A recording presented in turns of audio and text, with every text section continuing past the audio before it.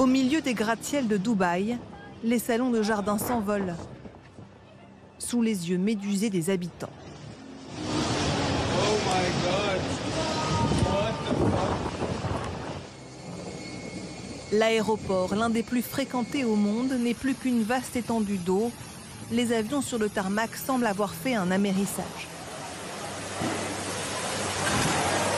Dans les centres commerciaux, certaines infrastructures n'ont pas résisté non plus. La tempête a provoqué de gros dégâts dans les boutiques. Partout dans la ville, les véhicules tentent de s'extirper de l'eau. D'autres ont été pris au piège. La chaussée s'est par endroits effondrée.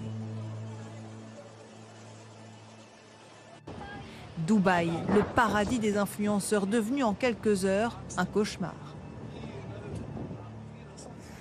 Je vous dis la vérité, ça fait vraiment peur. Cette influenceuse, suivie par 3 millions de personnes, ne fait cette fois-ci pas de pub pour des produits, mais téléphone en main, commente les dégâts chez elle. On a ici la pergola qui s'est toute cassée, envolée.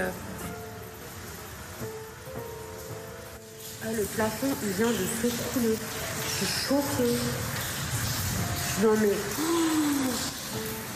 On a de l'eau partout. Je mets des seaux de partout, des serviettes de partout. Mais c'est comme ça chez tout le monde. C'est une cata, je vous jure, c'est une cata dehors. Il est tombé hier sur Dubaï l'équivalent de 2 ans de précipitations. La ville se situe dans un désert et n'est donc absolument pas adaptée à recevoir de telles quantités d'eau. Les Émirats arabes unis ont connu les plus grandes quantités de précipitations au cours des 75 dernières années. Le pays vit un événement exceptionnel, inscrit dans son histoire climatique.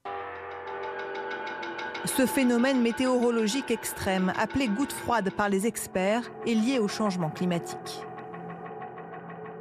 À chaque fois que vous rajoutez 1 degré dans l'atmosphère, vous allez augmenter le pouvoir précipitant du nuage, c'est-à-dire qu'il va y avoir potentiellement 7% de pluie supplémentaire. Et donc, effectivement, on est dans des contextes où il y a de plus en plus de gouttes froides. C'est vraiment un front d'air qui va monter très très haut dans l'atmosphère.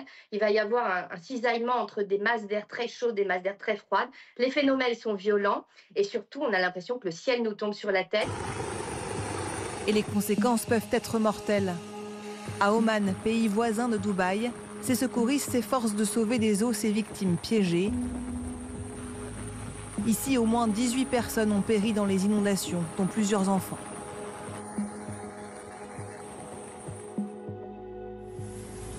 À Dubaï aujourd'hui, le soleil est de retour, mais les stigmates de la tempête sont présents partout dans la ville. La circulation en voiture reste encore difficile et de nombreux véhicules sont toujours bloqués. Les écoles sont restées fermées. De nouvelles averses sont attendues en tout début de soirée.